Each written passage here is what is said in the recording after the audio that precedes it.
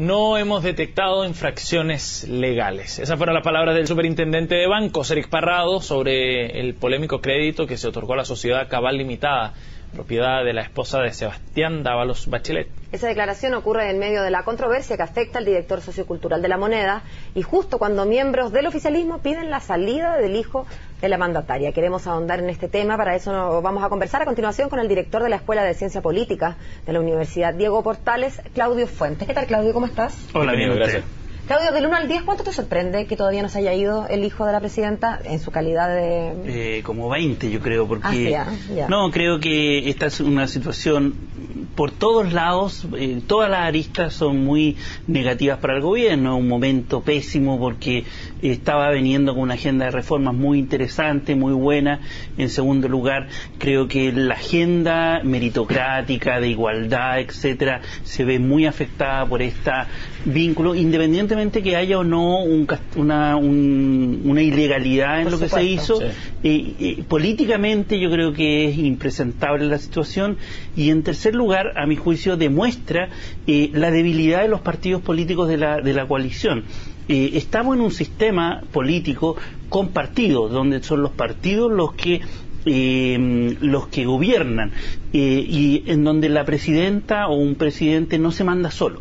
Y yo creo que acá lo que está mostrando esto es la ausencia total de los partidos políticos de la coalición. ¿La presidenta se manda sola? Y por lo tanto que la presidenta, todo esto depende hoy día del hijo o de la presidenta. Esa situación para un gobierno de coalición es muy negativa. Yo creo que acá lo que está en este caso en entredicho es el liderazgo de los partidos de la coalición. Claudio, pero tengo tanta pregunta y tanto comentario, pero quedándome con eso último, ¿depende del hijo o de la presidenta? ¿De quién depende finalmente? Te lo pregunto porque uno pensaría que en el fondo depende de la presidenta. Después de todo, ella fue la elegida por la ciudadanía. Lo del hijo una añadidura. A mí me ha sorprendido la reacción del gobierno en términos de que dicen ahora está en manos de Dávalos entregar respuesta. Pero hubo un giro ahí.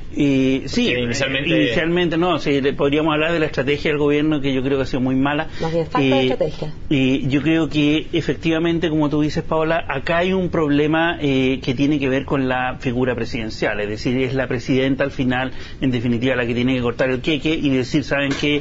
Esto no es inconveniente, esto es... O por lo menos no decir nada, pero tomar una decisión que es de la salida de Dávalos. Pero en ese sentido, ¿qué es menos dañino? ¿Que la presidenta tome la decisión de sacar a su hijo o que el propio Dávalos renuncie? Sería lo más... A ver, en un sistema presidencial, pensando en una lógica mucho más política respecto a en un sistema presidencial, son los presidentes los que tienen que mandar. Y además, la opinión pública valora la decisión política, que es un atributo débil desde el punto de vista de la sociedad hacia la presidenta, es su decisión su poder de decisión, básicamente. Ahora, son atributos fuertes, la credibilidad, la empatía, pero no el tomar decisiones, y por lo tanto yo creo que a ella debería tomar una decisión. Ahora explícame, Claudio, lo que nadie me ha podido explicar.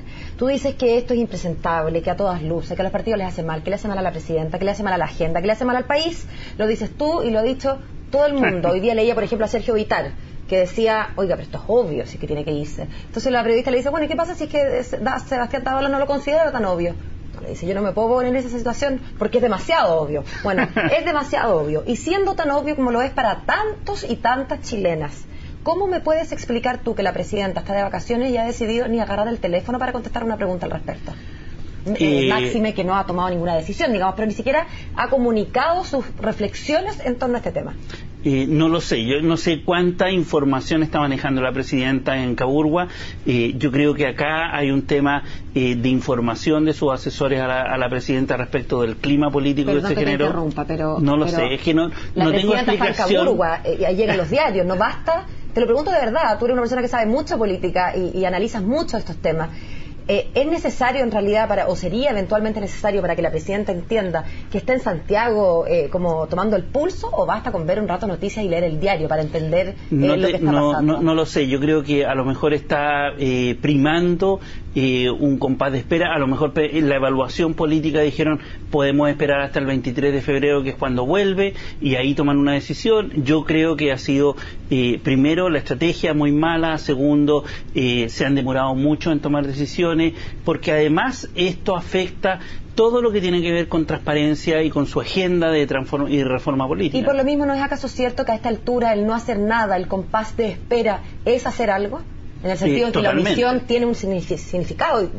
Totalmente. En política, si tú das o no das una señal es importante, es relevante.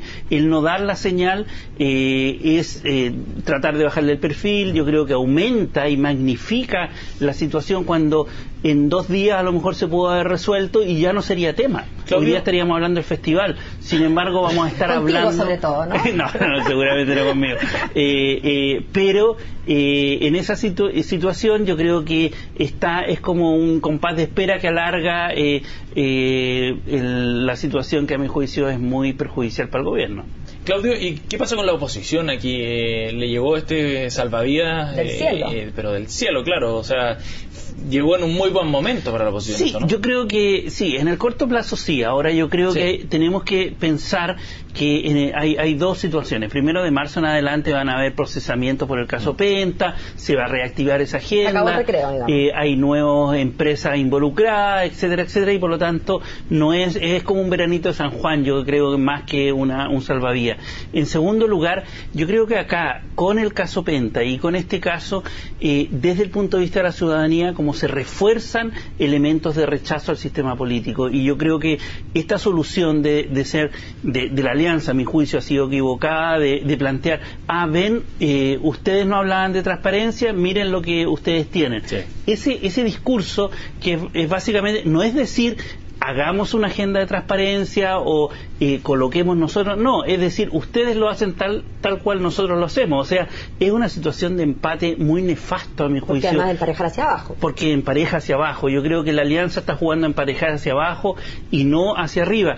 Lo que se requiere, a mi juicio, es un gran acuerdo político significativo en donde hablemos en serio el tema de negocios y política, y regulemos todos los ámbitos, no solo campaña política, que es el proyecto del gobierno, es involucrar conflictos de interés, sillitas musicales, lobby y una serie de elementos que están o pendientes o mal resueltos en la legislación. Oye, Claudio, tú eres analista político, eres un estudioso además de la historia reciente de Chile en términos políticos. Yo no tengo mucho registro de si se ha producido en Palacio alguna cuita familiar que haya tenido implicancias en el gobierno, porque un poco lo que está pasando aquí también puede explicarse desde la cosa más psicológica, ¿no? Desde los afectos. La presidenta está, uno imagina, enfrentada con su hijo. No digo en lo personal, pero hay un enfrentamiento ahí, una tensión entre una conducta del hijo y la presidenta, pero además es el hijo.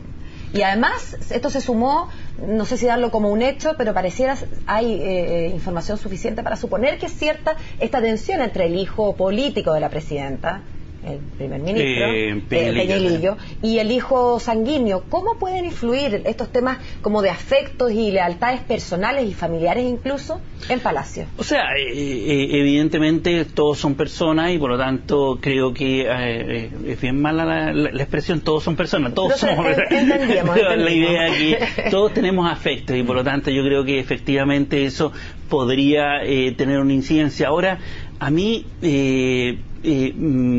me cuesta un poco asumir este argumento en términos de, bueno, porque la presidenta, que es madre, mujer, tiene un afecto especial con su hijo. A mi juicio es un poco machista esa línea argumentativa, porque si fuera un padre eventualmente no estaríamos hablando de eso, y los padres son racionales, son duros con sus hijos, entonces pragmáticos. No sé si va por ahí el desarrollo de esta línea argumentativa. A mi juicio, en política y particularmente con altos cargos de poder, tiene que la autoridad política tener mucho cuidado respecto de lo que hace o no hace, incluso la responsabilidad del presidente respecto de sus familiares directos, cómo se involucran en el sistema político, en el sistema económico, etcétera, incluso antes de haber asumido. Y por lo tanto, yo creo que acá le cabe una responsabilidad a la presidenta respecto de lo que hizo o no hizo su hijo antes o después de la elección. Bien, Claudio, te agradecemos muchísimo que haya venido a CNN Chile para abordar este tema que todavía tiene harto por dar. Así es. Un gusto, Claudio, gracias. Chao.